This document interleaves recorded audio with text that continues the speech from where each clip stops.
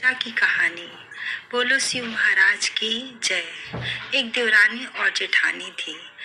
जब देवरानी अपने ससुराल आई तभी से उसकी जेठानी उसको तंग किया करती थी और देवरानी हमेशा परेशान रहती थी कि मैं क्या करूं और अपनी जेठानी को कैसे सबक सिखाऊं, उसे भी अपनी गलती का एहसास कराऊं। एक दिन जेठानी पार्टी से वापस आई तो उसने अपने सोने के कंगन निकाल करके ड्रेसिंग टेबल पर रख दिया और उसी समय उसका फोन आ गया और वो दूसरे कमरे में बात करती हुई चली गई। और तभी किचन से देवरानी आई जेठानी से कुछ कहने के लिए और उसके रूम में कोई नहीं था, पर उसकी नज़र उस कंगन पे पड़ी और उसने सोचा कि मैं इस कंगन को उठा लेती हूँ। जब ये कंगन वो जेठानी खोजेगी और उसे नहीं मिलेगा तो वो बड़ी परेशान होगी, तो मुझे बहुत मज़ा आएगा क्योंकि वो मुझे बहुत तंग करती है। वो ये सोच करके और उसने वो कंगन उठा लिए।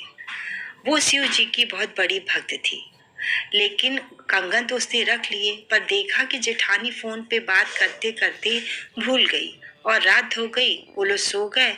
अगले दिन सुबह जेठानी को वो कंगन याद आया तो वो कंगन खोजने लगी, पर उसे कंगन नहीं मिला। वो परेशान और बोल रही थी, मैंने यहीं ड्रेसिंग टेबल पे ही तो अपने कंगन रखे थे, पर मेरा कंगन पता नहीं क्या हुआ। और देवरानी सोच सोच के बहुत खुश हो रही थी कि आज मजा आएगा। आज वो परेशान हो रही नहीं, अब समझ में आएगा कि किसी को तंग करने का क्या मतलब होता है। और वो खुश हो रही थी मन ही मन। बोली, आज तो अभी 2-4 घंटे परेशान हो ले, फिर मैं कंगन दूंगी। फिर कह रही, आज सारा दिन जरा परेशान हो ले, कल मैं कंगन दूंगी। जब अगले दिन वो सोची कि अब मैं इनका कंगन वापस कर देती हूँ क्योंकि वो बहुत ज़्यादा परेशान हो रही हैं, तो वो कंगन लेके दरवाजे तक गई, पर उसे याद आया कि अगर मैं ये कंगन उसको दूंगी तो मेरी जेठानी तो मुझे चोर कहेगी। और ये सोच करके वो दरवाजे से वापस आ गई और अपने पास उसने वो कंगन रख ली।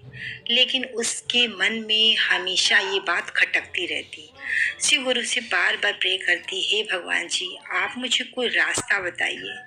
मैंने तो चोरी के पर्पज से कंगन नहीं उठाया था, पर अगर मैं अब वापस करूंगी तो मैं चोर कहलाऊंगी। अब मुझे कुछ समझ में नहीं आ रहा। इस तरह करते करते 2 साल बीत गए। जेठानी भूल गई उस कंगन के बारे में, पर देवरानी के मन में हमेशा ये बात खटकती रहती कि मैं इस कंगन का क्या करूं। ये तो ना मैं पहन सकती हूँ, ना किसी को दे सकती हूँ, ना दिखा सकती हूँ, और जेठानी को वापस भी नहीं कर सकती क्योंकि अगर करूँगी तो मैं चोर हो जाऊंगी। तो फिर उसको समझ में नहीं आया, परेशान हो गई, उसकी रातों की नींद खराब हो गई। तब वो शिव गुरु के पास गई और जा कर के उसने शिव गुरु से अपने दिल की सारी बात बताई और उसने बताया कि शिव गुरु जी, मुझसे एक बहुत बड़ी गलती हो गई है।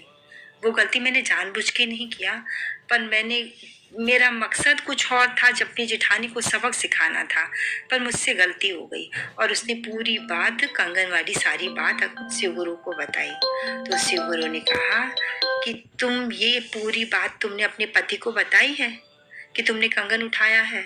तो बोली, नहीं, मैंने नहीं बताया, मेरा पति भी मुझे चोर समझेगा।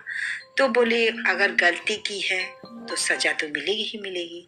तुम पहले जाके अपने पति को बताओ, पूरी बात बताना, और फिर उस जेठानी को भी जाकर के वो अपनी पूरी बात बताना कि मेरा मकसद चुराना नहीं था, सिर्फ आपको तंग करना, और फिर मैं डर के मारे आपको वापस नहीं कर पाई। फिर वो आई और अपने पति को बताई। पहले तो पति गुस्सा है, फिर कह रहा, अच्छा चलो कोई बात नहीं, तुम जेठानी से बात करना। फिर अगले दिन वो गई और उसने जेठानी को अपनी सारी बात बताई कि मैंने कंगन किस लिए उठाया था और उसका कंगन उसको वापस किया।